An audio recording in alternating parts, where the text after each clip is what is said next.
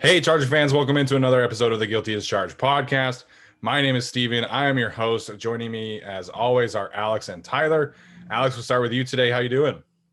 Doing pretty good. Everything's going good so far over here, and we're ready to talk some quarterbacks. That's right. We're going to talk our cornerbacks today. We're also going to cover some of Brandon Staley's press conference from a few days ago. Tyler, how are you doing today, man? I'm doing just fine, Steven. How are you?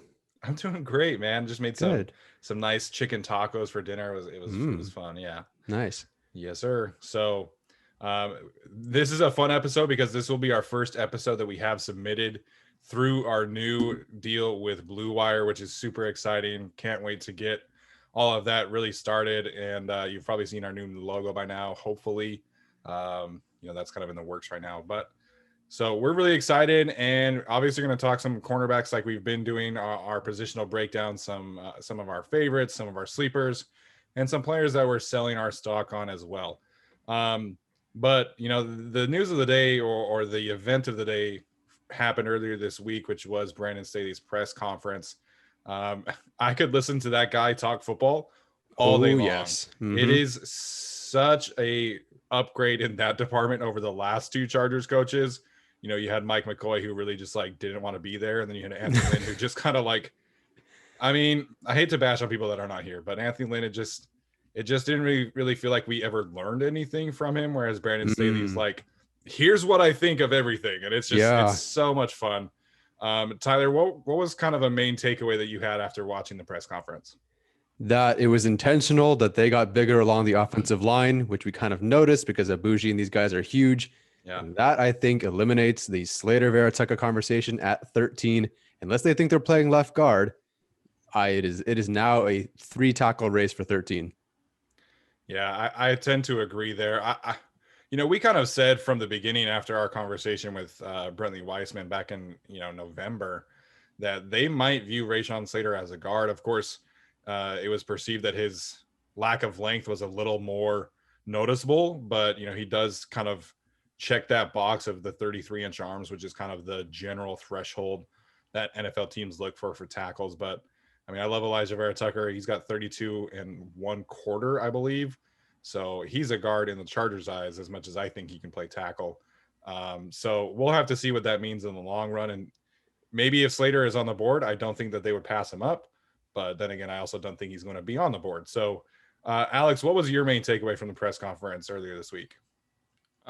You keep saying earlier this week. You realize it was today, Steven. Yes, Oh, but When the episode comes out, Alex. oh, okay. I don't know when the episode is coming out. Probably like 10 weeks from now. come on, man. It's 10 o'clock over here. So yeah, the first thing that caught my attention, because the first quote that I actually saw was the Easton Stick Chase Daniel quarterback battle for the second spot. That was the first quote I saw. And I just thought that was really funny and interesting because the Chargers had only carried 2 quarterbacks that 1 year with Rivers and Geno Smith. So I think they had carried 3. Oh, did we lose him? Having some technical issues here. Well, I think that Easton Stick versus Chase Daniel, sure, there's going to be a competition. Sure, that's why you paid him Chase Daniel that much money to be QB3. Sure.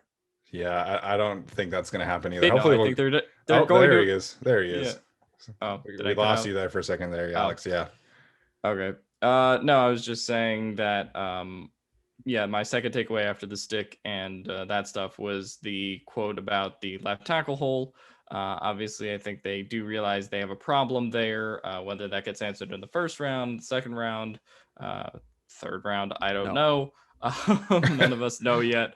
Yeah. But I do think that they will try to address that. And, he did mention the fact that it could be answered after the draft, perhaps in free agency, where there are still some veteran tackles looking for spots. I keep mentioning his name because he just keeps popping up as Alejandro Villanueva, who's still weirdly unsigned. Even though, he was bad last year, but I just feel like some team would sign him on name value alone. But yeah, those were the two things that stuck out to me. And then obviously, I guess the we'll get into this when we talk about the cornerbacks with Horn and Surtain and all that, is people, talked about what cornerbacks he likes and what he likes out of a cornerback specifically. But it didn't really give an indication to me as to where he's leaning at corner. If he really has a favorite with the 13th pick or something. No, I don't think. I think Surtain and Horn and even Farley, if they want to take that chance, with his medical issues, I think all three of them fit what Brandon Staley wants to do, right? I think he mentioned this. You got to play man-to-man coverage. You got to do it in press situations. You got to do it in off situations. They played a lot of quarters, so they do play some zone. And I think all three of those corners can do that. And you could throw Greg Newsome in there as well. I wouldn't take Greg Newsome at 13, but I think, the big three of the cornerback class, which we're going to talk about in a minute, I think all three of them would fit what Brandon Staley wants to do. I just don't know if that's the pick because, like we're going to talk about, this cornerback class is so good. There's so many corners that they could take in the second round or third round, and I would be confident in them developing that player into a starting level cornerback. Offensive tackle, that's a different story. I like Spencer Brown, Deontay Smith a lot, but are you going to take them and start them from day one? No, absolutely not. So to me, the move has always been offensive tackle just because of that fact. I like Alex Leatherwood and I like Brady Christensen, but there are so many more corners in this class that I'm comfortable with, taking a chance on in the second round, third round over an offensive tackle. At the end of the day, I would like an offensive tackle at 13 who has much more potential because Telesco can potentially not screw that up as much. And then Staley can take those day 3 guys, day 2 guys, like he has with, at least with the Rams, and turn them into stars. So I think it's a little safer to go 13.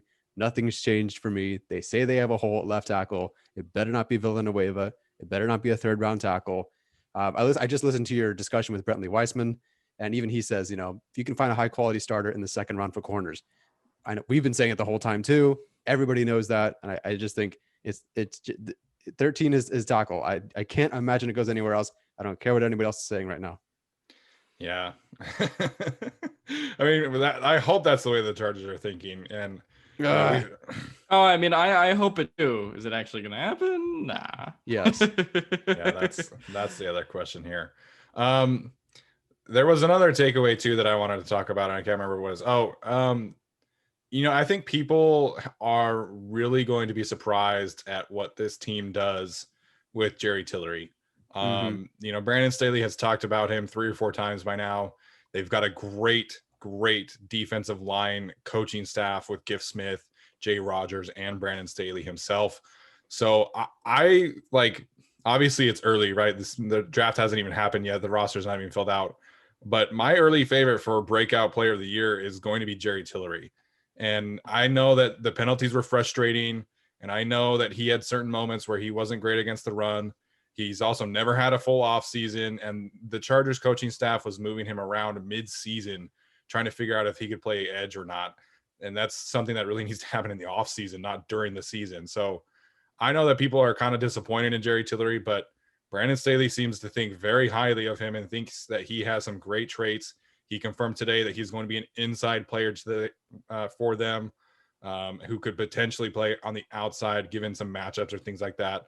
But as a 3-4 defensive end / defensive tackle, I think Jerry Tillery fits what he wants to do. He fits what Brandon Staley has, worked with in the past, a guy like Roy Robertson Harris or, a Shelby Harris kind of player. And I think that Jerry Tillery is going to have a really, really good season in 2021.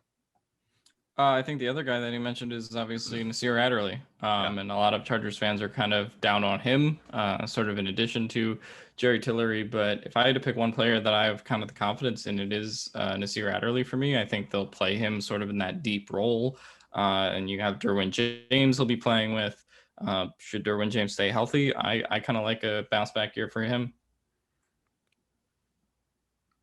Oh, I thought you were frozen. I'm so sorry. I thought you were frozen again. If I had to pick one, I will go with Jerry Tillery. I think there was just enough there last season. And look, he's in my opinion, and looking at what the Chargers did with him and then what Staley's going to do with him, he's never had a plan. Not him. the team has never really had a Right. specific plan for him, Yeah. nor could they really develop him. And now they're going to have this plan, and he's going to have an off season, and hopefully he's healthy, and hopefully the defensive line in general is healthy. So I do think he's a breakout player. I am still hesitant about Adderley for a couple of reasons, but I hope he does well. Like, they're clearly thinking about him in a big role on this team. That's why they let Jenkins go. I hope it works out. The talent is there. The talent is definitely there. Let's just see if he can put it together. But either way, whatever those guys do, even if it's not great, if it's a step forward from last year because they have a Yeah. plan, I think that's a win. Well, I mean, they also let Jenkins go because Jacksonville paid him $40 million. Also that. So I know there was that whole conversation happening of like the 2017 draft class, and everybody was like, "Man, they couldn't even reach on Rayshon." I'm like, "You paying Rayshon $40 million?" Like, I mean, I liked him. We all know that I was, not like his biggest fan or anything. But like, I thought he was underrated and underappreciated, but I'm not paying an underappreciated guy $40 million. So I think that's another thing to keep an eye on in the draft, right? Because, like we did in our mock draft, taking Richie Grant, or I did rather, this team is going to have to add some safety help, because the way that Brandon Staley is going to play defense, right? He's going to have 3 safeties on the field and 3 corners on the field quite often. And he mentioned that today. And are you going to put Alohi Gilman on the field? Like, I don't think he's ready for that. So the way that they'll play defense, like, they're going to add some safety help. And so if the second round pick and the third round pick are a corner and a safety, I would not be very surprised. I think they've got to be able to add some talent to the secondary group in order to play the kind of defense that Brandon Staley wants. yeah, I mean, I think you're going to have a run on defensive picks in this draft. I don't think it's going to be anything like the Matt Rule's first draft in Carolina, which was just all defensive players. I don't think it's going to be quite that, because they do need help at offensive tackle and some other positions. But I do think, if I had to bet, that it might be like a 5-4 defensive split or 6-3 defensive split in terms of the amount of picks. Yeah, I agree with that. And I'm glad that you mentioned Carolina, because this is kind of the other thing we wanted to talk about before getting into the corners, and that is a potential trade up for Penei Sewell. That's kind of the talk of the town recently. Alex did a great article on it for Bolt Beat. Jason Reed also did an article on it for Bolt Beat. And it's such an interesting conversation, right? Because the Chargers could have had a chance at drafting him if they had him win those last 4 games, which, there's definitely value to that. But at the end of the day, right now they're not going to be in range for him unless they want to trade up. So it seemed for a very long time that the Bengals were going to be taking him. And then they obviously added Riley Rife, and now potentially are taking, Jamar Chase or Kyle Pitts. So then there's a question of how far does Penei Sewell fall? And to me, the first team that would take him is the Carolina Panthers. And so trading up for Penei Sewell, you probably have to get to 7 at worst case scenario. So Tyler, we'll start with you. What are your thoughts on trading for Penei Sewell, and what do you think it would cost the Chargers? Not just off of off of the trade chart, but what do you realistically think it would cost? Well, I only go off the trade chart, so I couldn't tell you. I mean, I'm not trading that far. This team has way too many holes and not enough fingers. Don't take that the wrong way. I think it is way too difficult to fix this roster with giving up a couple of, giving up 3-4 picks or whatever it is, or even a future pick. I think, Alex, you referenced a 2022 first to have to trade up to give that up for Penei Sewell. It's like, is he worth that much more than maybe Steven thinks Darisaw and first round pick next year isn't worth as much as Penei Sewell, but I wouldn't give up that much. If I'm the Chargers, I'm willing to take it's 10, at most. And then even then you still have to give up the comp third, the 5th, and the 6th, I think, to move up. Again, that's the draft chart. Sorry. Didn't realize we were going with our not doing math here. That's fine. That's not what I meant. I didn't mean it like that.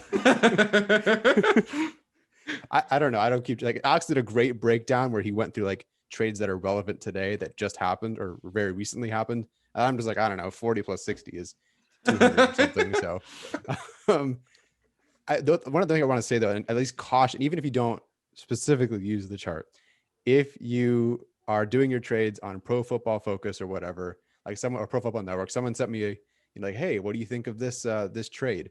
And they traded back into the first round, and all they gave up was pick 97, where on the chart it would cost 77, 97, and then the 4th or 5th or whatever pick. So the trading up for Sewell sounds cool, but make sure you guys are paying attention to how much it really would cost, which again, read Alex's article because it breaks it down better than I just did.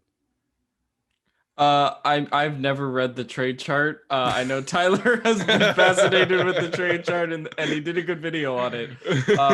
But for me, when I wrote that article, I just kind of went, okay, the two spots that you can trade up to are Atlanta and Detroit. Those are really the two teams that are looking to trade back. And we just saw, you look at the Chargers position in Atlanta, 13-4. We saw what it just cost to move up from 12-3 for San Francisco. So I think that's very comparable, and they had to give up their 2021 first, 2022 first, 2023 first, and I think their 2022 second, or their 2021 second, right? So you have to give up a lot. That's 2 first rounders in the future and also a second rounder, right? If you want to trade up to get to that spot.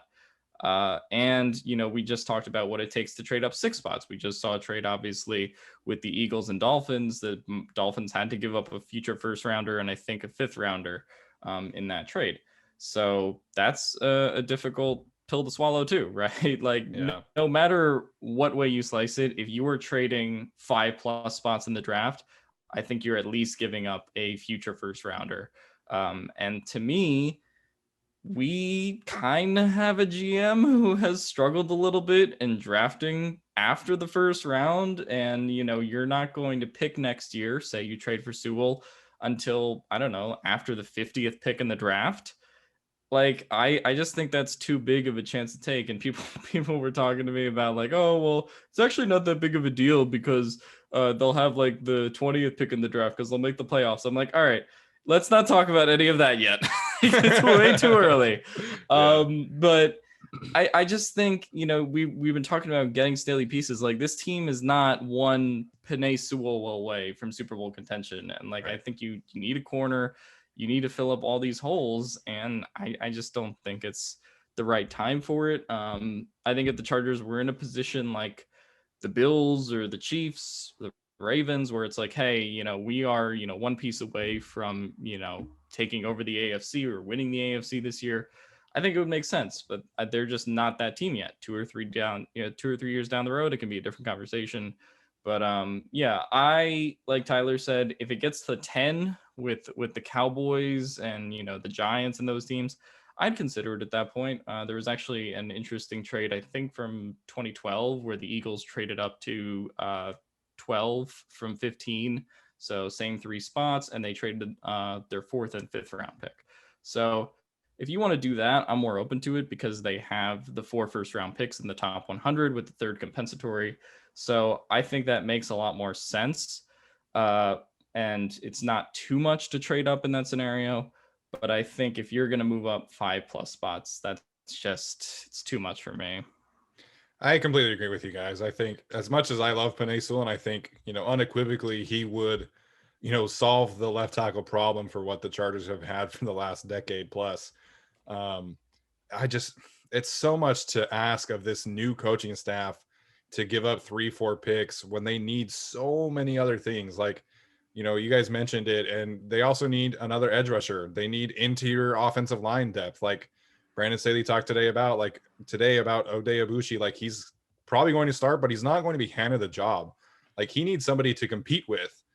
And so, excuse me. So to me, like, there's just too many holes on this roster. And we all know like what happens in the NFL when injuries happen. And if you don't have depth, then you're just going to be in the same spot wishing that you had another first round pick next year because you have all these holes and all these injuries to deal with, right? And so trading for Penei Sewell is great. What happens when Brian Bulaga misses games? Trey Pipkins is starting. What happens if Matt Filer misses a game or two? Tyree St. Louis is starting. What happens if Michael Davis gets hurt? Brandon Faison is starting. What happens if Nasir Adderley gets hurt? Alohi Gilman is starting. Okay, Steven. No more. So, like, I hate to be that guy. Like, I really do. But like talking about these kind of trade things, like that's what teams are talking about, right? Like if they're having this conversation, like, whoa, we have to give up 3 picks to get Penei Sewell. That's 3 potential starters that you're missing out on. So that's the conversation that people need to be having. And I love Penei Sewell. I think he's a generational offensive tackle. But realistically, the Chargers are not in the kind of situation where they can afford to trade 3 picks, 4 picks to go get Penei Sewell. Yeah, Joey Bosa goes into the concussion protocol, and then Kyler Fackrell is starting. So There we go. you could This is fun. keep going down the list. It's a depressing topic. I'm Yeah. sorry to be that guy to bring it up, but Yeah. these are the things that people need to talk about and need to realize. Yeah. Like, it's not just, we're adding Penei Sewell and that's the end of the discussion. Like, you're also not adding a guy like a Richie Grant in the second round, or an Asante Samuel in the second round, Mhm. or whoever, an interior offensive lineman like Aaron Banks in the third. Like, that's what you're giving up. And it's not just that you're adding Penei Sewell, it's that you're also not having those other picks. Yeah, for me, it's just like, I guess the way that I think about it, you're going to have your Darisaw there. Maybe you have your Slater there, sort of low probability. I think if, would I trade Darisaw plus a first round pick plus a second round pick and then, a future first to go grab Penei Sewell? I probably wouldn't, because I think you can develop Darius on your own. And, Staley talked at length about length today, right? And having these big guys who, I think Darius would kind of fit that category if they want to take him at 13. So I just think, and obviously the potential to reunite Justin Herbert and Penei Sewell. I mean, Penei Sewell said it in his pro day press conference, like, it would be hard to, pass up, or, but, as cool as that is, as fun as that is, it's just, it's a business. And I just don't think the Chargers can do that. Sucks that they went on that whole 4-game winning streak and all, but, it's costly. Yeah.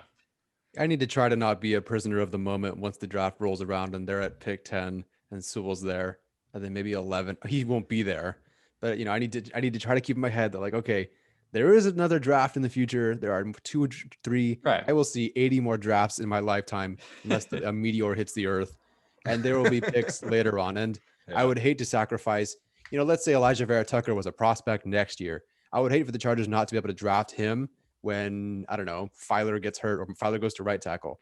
And I would hate to not be able to draft someone like him next year because they gave up a pick for Sewell. As much as I like him, I think Darisaw and Elijah Vera Tucker, thinking it that way at least, is certainly more valuable.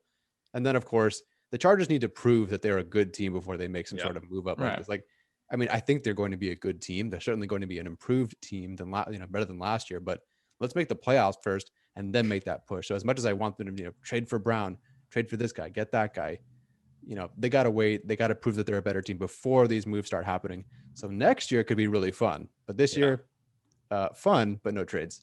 Yeah, and the other thing that could be fun next year is too. Daniel Popper mentioned this in his article, is that we might be looking at the Chargers saving $10 million and kind of pushing that for next year in cap space. So that would be a fun thing as well. So we're gonna move on now, and we're gonna get to this corner conversation.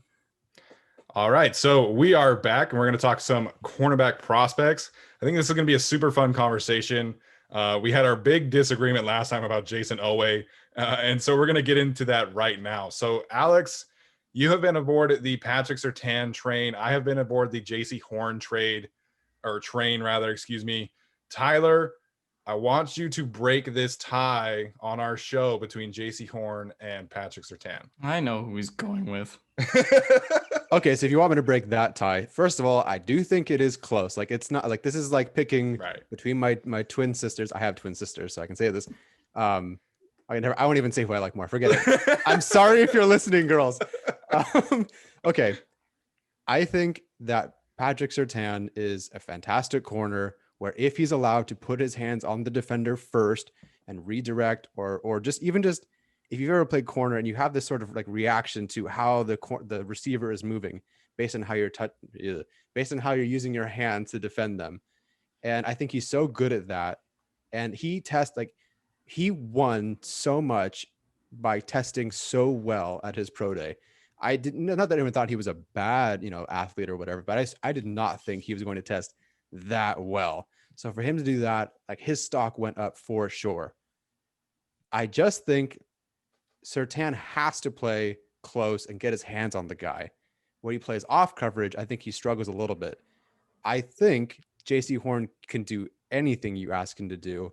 And that's what separates him just a little bit more, in my opinion.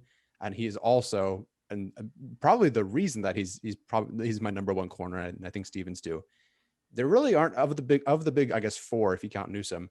Horn's really the only guy who's going to throw his head in there and tackle and like really go to tackle. So I think Horn can do a little bit more. Like I think Horn can do everything. Surtain can do almost everything. I know Alex will disagree. But then Horn, I even think it's not really a debate that I think he is by far and away the better tackler. And that will certainly separate him. There are a few guys in this draft, and I'll talk about a guy later on, that I feel comfortable as the last line of defense on my defense. Whether you talk about safeties, like Richie Grant is a fantastic last line of defense because he's always making that tackle. I feel the same way about a guy we'll talk about later on. And Horn, I think, is the same way. When you are targeted on a screen or run a running play to your side, sometimes you just have to clean up those plays. And I think Horn does that better than anybody else in this class. And so that's why I'm going with him. Alex, why am I wrong? I mean, I think Horn's very good. Like to me, he's CP2. I probably would have had Farley a little bit earlier, but now Farley has this back issue, and then that's problematic. But I went back to go watch some Horn tape to be like, all right, what am I missing? And I do think he is a very great tackler. I think he, we talk about, Surtain being a little bit grabby. I think, Horn can be a little bit grabby too sometimes. Absolutely. There's something there. But I do think what separates Surtain for me from any corner in this class is, just the fact that he's basically an island, and the fact that, you can throw a lot at him or they basically don't throw at him. Like he completely takes wide receivers out of the game. I thought what he did against Jamar Chase a few years ago was very impressive. He had 916 snaps last year with no penalties after coming off a year where he actually did have 6 penalties in 2019. So I thought he improved sort of his hands and how he uses them to avoid those penalties, which I thought was important. I actually think just coming out of the break, like people have talked about not his athleticism, because he did test athletically well, but people talk about like his movements sort of not being fluid, and that leads to him getting beat deep. But in 2020, he improved in that as well. Like I think he only allowed one play that went for 25 yards. So I think he's kind of not going to really like get burnt a lot at the NFL level. And that's kind of the one concern for him deep. And the one thing I want to say is like, and this is what Staley said in his press conference today when it comes to scheme fit, because a lot of people have said to me that like Horn, Surtain may be the better corner, but Horn is the better scheme fit. But what Staley said in his press conference today is like, hey, you need a man press, corner who could tackle. And I think Surtain is kind of that. Like he both plays man press, plays zone. Like, you could debate which one is the better tackler between Surtain and Horn, but I don't think it's that much of a difference to me where I'm going to put Horn over the coverage abilities that Surtain has right now. So for me, Patrick Surtain is CB1. Now, this all might not end up worth anything because Dallas can take Surtain and, that ends this whole conversation. But for me, they could also surprise people and take JC Horn. I don't know. There are some GMs that like Horn, some GMs that like Surtain. I don't know which one they like better. But for me, if the Chargers are dead set on taking a corner at 13, which I kind of think they are, I would prefer Patrick Surtain, but it's not by a whole lot over JC Horn either. Yeah, I totally agree with that. I think these players are incredibly close, and JC Horn is my kind of corner, but I would be happy with Patrick Surtain as well. And I think the thing with Surtain is I would be a little more inclined to play him in kind of a cover 3 zone scheme. I think he would be a good fit in Dallas because of that, because they have Dan Quinn. To me, like the different, like the edge, like if I were going back and looking at Patrick Surtain versus JC Horn with like the intent of putting Patrick Surtain ahead of him, to me, like the difference that would give Surtain the edge is that Surtain recognizes route concepts at a quicker and more efficient level. To me, Surtain is the smarter player who's able to be a little more savvy, sit back in zone coverage, let things happen in front of him, and then go make a play. Whereas JC Horn, I feel more comfortable in a man-to-man defense, someone who can be put on an island and be able to go say, hey, you're going to go guard Devontae Adams for the next 60 minutes of football. And I think JC Horn would take that challenge on. He did that against Elijah Moore. He did that against Seth Williams. He did that against Jamar Chase. Like, he was put on an island all the time. Whereas Patrick Surtain took to his side, and that was kind of his deal. That's Alabama football. They don't really move their players around. So that really is the difference for me. I feel like Patrick Surtain is safer right now. I think he's the smarter player. I think he's able to bring a more established background to the cornerback position. He's been playing the position forever. His dad played the position in the NFL. So I think Patrick Surtain is probably safer right now. So there is some projecting with JC Horn, but I'm such a fan of the way that he plays, just the attitude that he brings to the table. And I was talking about this with a guy who I'm going to talk about later today, which is Paulson Adebo. So much of the cornerback position is having that mentality to be the same kind of player from start to finish of a game. And JC Horn, it didn't matter if they were losing to Ole Miss, which they were. Ole Miss was kicking their ass, and Elijah Moore was kicking his ass, and he still was playing the same kind of way from start to finish in that game, still making plays, still going after it. And that's my reasoning really for putting him over Patrick Surtain. I just love the way he plays and the way that he tested, man. Like, he's an athletic freak. Patrick Surtain is a very good athlete. Not taking anything away from him, but JC Horn is a freak athlete, and I think that is kind of his difference. So that's my take on the two corners that they could potentially take. Alex, Tyler, any other thoughts on those two before we move on to our round 2 players? I have a round 1 player. Okay, you have a round 1 player. All right, let's so go. Horn is definitely like number 1. I am doing a little bit of projecting here, and I actually have Greg Newsome as my CB2. I personally don't think there's anybody who's more fluid in coverage than Newsome, but he at the next level should not be playing zone. He should be playing more man. That's just what they did at Northwestern. He should be playing more man, because when he plays man, it is beautiful. You know, most of the passes that he gave up were sitting in zone, and that's just kind of what they did on defense. So that transition to man, I think, works for him. You know, let him be that elite mover that he is.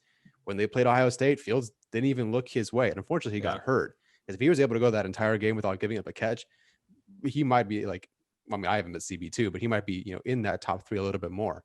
You know, in 2020, he just allowed 93 yards, you know, no touchdowns, passer rating of 31.7. You know, he gave up 1 pass over 10 yards in 2020, you know, despite being targeted 15 times there. And Adebo did struggle with that a little bit, but we'll talk about that later. The primary concern, though, is those missed games. I haven't gotten really into the injuries yet. He missed 9 games in 2018, and then he missed 4 games in 2019 due to an undisclosed injury, whatever that means. And then, of course, the groin injury that kicked him out of the game against Ohio State. It doesn't bother me as much as Farley, but in terms of like the projection, I think, and the way he moves and how comfortable he is, or that I see at least, he's not the tackler that Horn is. And if he were, I think I actually would be pretty darn close. But yeah, Newsome is my CB2. I just have this, it's like a gut feeling. It probably should be Surtain. Like, I probably should put Surtain as my CB2. I don't know. Like, I just have this feeling about him if he transitions to man.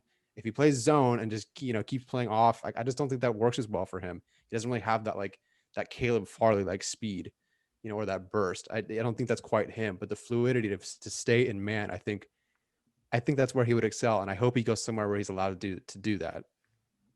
I love that take, man. I didn't know that was going to come out tonight, so I'm really happy that you put that out to the world. I think Greg Newsome is super underrated, and you know, it's interesting to me that he's kind of, you know, left out of that like big 3 conversation. You know, especially because like JC Horn, after Caleb Farley got, you know, the back injury, right? Everybody talked about JC Horn like, okay, like this is his show now, right? But like nobody kind of talked about Greg Newsome entering that conversation of like being in the big 3 and maybe potentially overtaking Caleb Farley himself. So that's a super interesting point, Tyler. I'm glad you brought that up. Alex, what are your thoughts on Greg Newsome there, that Tyler, and being Tyler's CB2? I mean, I like Greg Newsome a lot. I think he'll go towards the end of the first round, probably. I mean, depending on where Farley goes, it could go before or after Farley.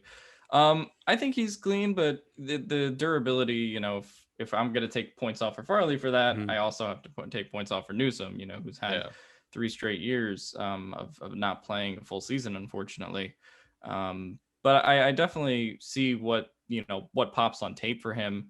To me, Surtain and Horn as of now are the most known prospects, and if we're talking about the NFL going to a 17 game season next year, if we're talking about someone who hasn't played a full college season going transitioning to that, and because he's going to be drafted in the first round, there's not going to be a lot of like, hey, here's the time to develop. Like, he's going to be expected to start, I mean, really probably from very close to day one. Yeah. And that durability does concern me a little bit. No doubt. I think that's a good point as well. So, all right, let's get to our round two, guys. Alex, I'll start with you on this one.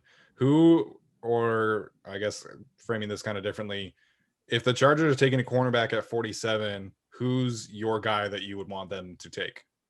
I like the brother Greedy Williams, Rodarius Williams, quite a bit potentially in round 2 or round 3. I think he is very well built, has good length, and he had a great season in 2020. Like he was allowing like at one point 0.2 yards per coverage snap, and it's just like that's an insane number. He earned like PFF's Defensive Player of the Year, which is kind of crazy. And I just think he did really great all year. He's a very stingy corner. I think that if you take him in round 2 or round 3, the thing that he struggles with a little bit is the underneath stuff, which I think he'll get over time. But the fact that he does do very well vertically, and the fact that he does have this length, and he had this breakout season, and you see this upward trajectory with him, that's really what makes me want to take him if they do go offensive tackle at 13 or they go edge at 13. I think he's a great cornerback fit for the Chargers. And I think he's going to do really well in that kind of press man coverage, sort of that Staley wants. That's kind of what he's built for with his length. Like we've been talking about these other guys, right? He fits that 6'1", 195, sort of measurement. I think he's very aggressive too. Not quite as aggressive as I would say Horn is, but very aggressive with his technique and off man. So personally, he would be, I don't know if I have a guy in the second round, but if the Chargers are 47, he's on the board, I would heavily consider taking him. I'm not going to lie. I have not studied him yet. Yeah, you told me it was Tay Gowan, so I watched him. I pulled an audible. Thanks. You pulled it audible. Yeah, I was expecting Taekwon as well. So I honestly have not watched much of Rodarius Williams. We were working on something, potentially maybe getting him on for an interview, which kind of fell through. So I did do some research on him kind of as a person. And I think he's got a really interesting story for those who don't know. I would definitely go check that out. I think I'm a fan of him as a person because of what I looked up. But after the interview fell through, I didn't really watch any film on him, which I feel kind of bad saying out loud. But so I think, the second round probably is a little bit rich for my taste, just kind of based off of what I've seen from other people. But Tyler, let's get your thoughts here on who your second round player would be. Yeah, it's not a surprise. It's not even that interesting, or like Newsome was kind of different. This isn't different at all. There's not much I can say about Asante Samuel Jr. that hasn't already been said. You pretty much know who he is and what he's all about. So I'll just try to say two things, that I think make him, he's so intriguing as a prospect, aside from what everybody already knows. And which I mentioned earlier, one of them is that he's one of the few DBs in the class, that I truly can feel is my last line of defense.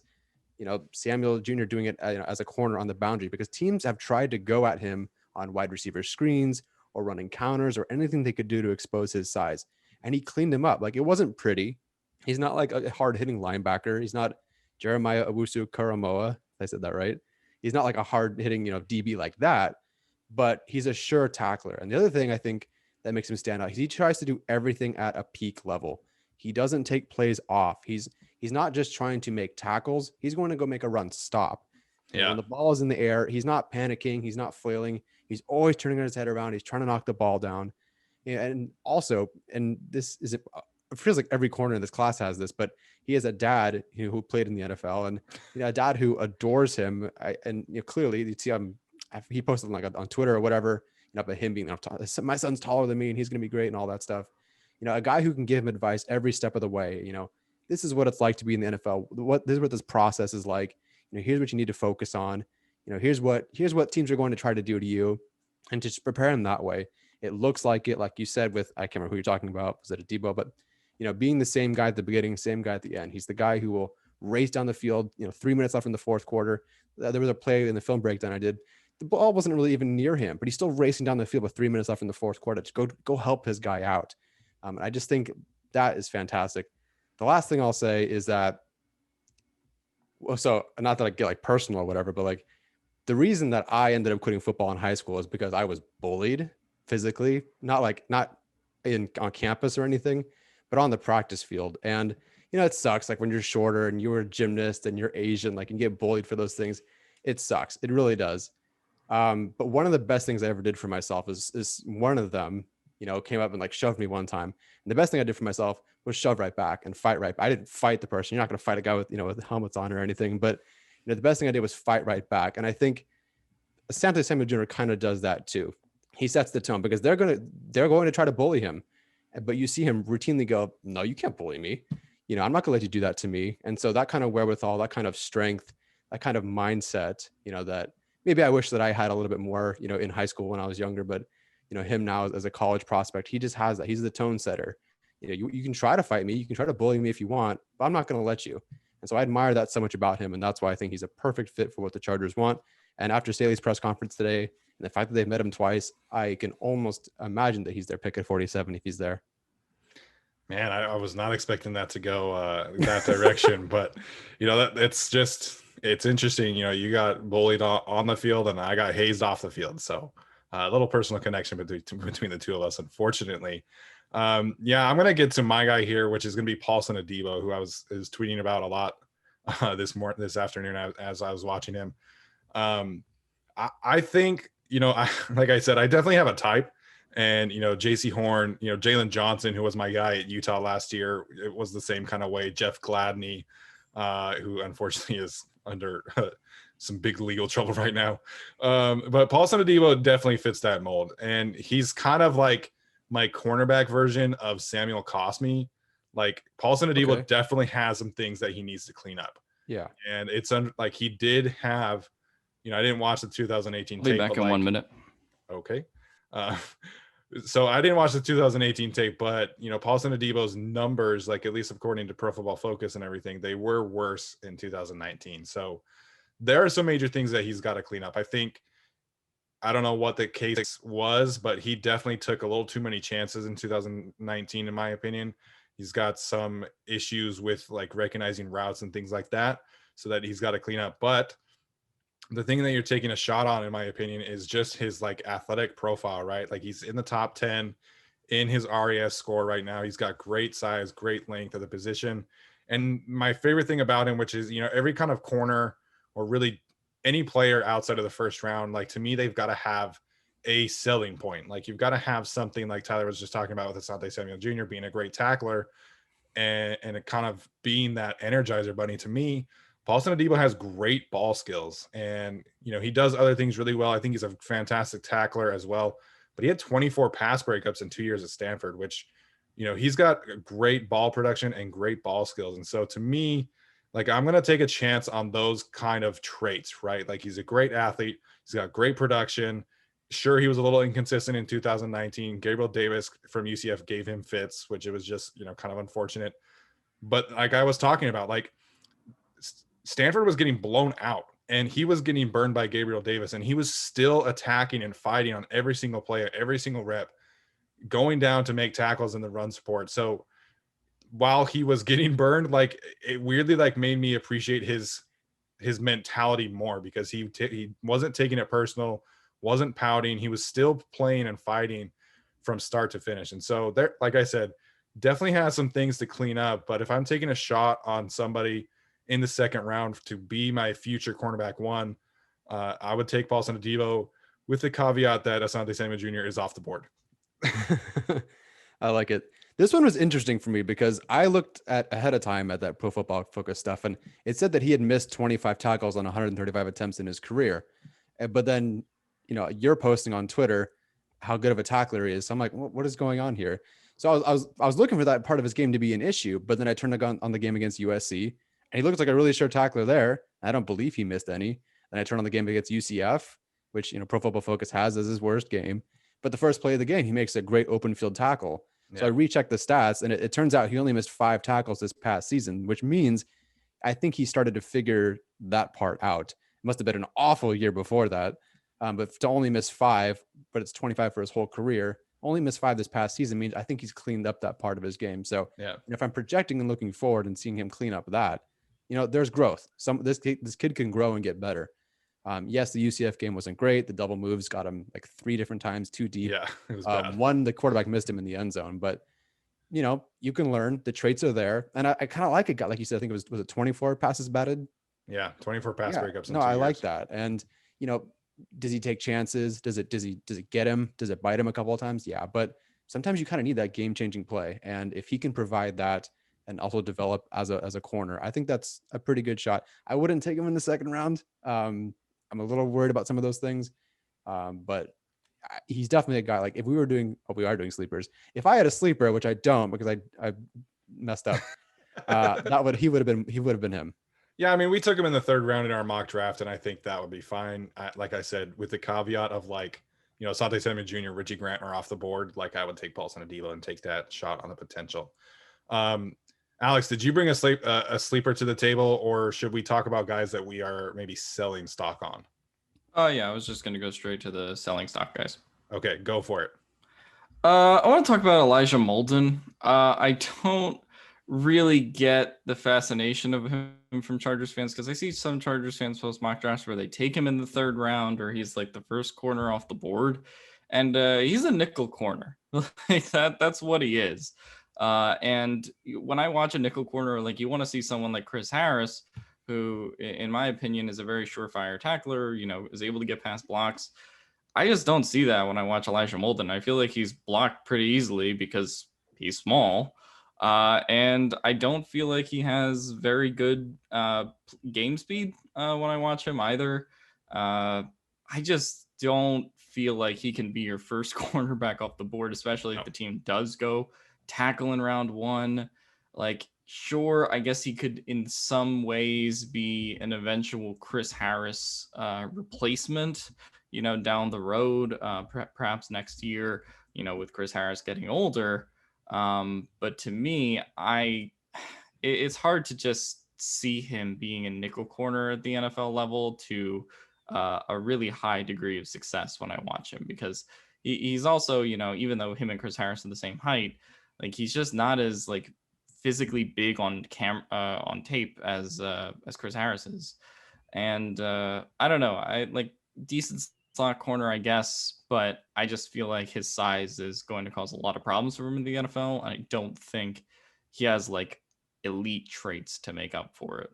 I think that's spot on. And I think in a world where the Chargers could have maybe signed a Kyle Fuller or an Adoree Jackson, like that would make sense, taking Elijah Molden at that point. But if you take Elijah Molden in the 2nd round, then you're asking him or Chris Davis to permanently play outside. Like, right, it's essentially what's happening. And I just don't think that is kind of the winning method. Tyler, did you have someone that you're selling stock on? Yeah, I'm going with Kelvin Joseph. I don't think he's a bad player, but some people have him ranked him as one of the 3 best corners in the draft, and I personally think that's absurd. He only played 20 games of college football and only 9 the past 2 years because of his transfer from LSU to Kentucky. And, maybe it's, I'm not a fan of a guy opting out mid-season because you want to cement your draft stock and not get hurt. Like, I don't know, like maybe I should knock him on that, but I kind of feel like you should, if you transfer and you're in this program, you should, it's not like he opted out the season because of COVID. I don't know what he said he did, but I think it was to protect his draft stock. And I'm just not really a fan of that.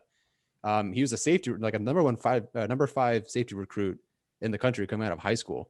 And it shows on film because he's not like comfortable at corner yet. I don't think he's really picked up that ability to recognize routes like some of the better corners in this draft. But even as a safety, I can't remember what the game was. There's a play where I think he's like the box safety in the end zone, and the play opens up to his left. And he just kind of stutters and just like hangs around the middle and like doesn't even get close to the back. I don't know what was really going on there. So, I mean, he's versatile. Like he does play like, inside, outside, some safety, I guess. He definitely has the room to grow. And so if I guess if you're doing some projection, maybe one day he's a top 3 corner. But some people like ranking him right now as a top 3, even top 5 corner. I think is really rich for a guy who's only played 20 games and was a safety. Like he's still trying to figure the game out. Can he eventually? Sure. Is he versatile? Sure. But right now, he's just a little bit too rich for me. I wouldn't take him in the first round at all. Speaking of Kelvin Joseph, can we talk about how Kentucky had like 3 guys run a 4.28 at the pro day? Like that shit was hilarious. Like, man, I watched Kelvin Joseph and look, that dude's fast. That dude is not a 4.28. He is not running. You put him in John Ross straight line. Like, I don't know. I just thought that part of it was funny. I think Kelvin Joseph has some potential, but to me, he's much more of a second, third round pick. Yeah. The idea of him being third cornerback off the board. I mean, I kind of have the same reaction to the idea of Newsome being CB1 or something. Hey, I said 2. Okay, CB2. But yeah, it's just there are absolutely still is high upside despite those pro day numbers being bogus.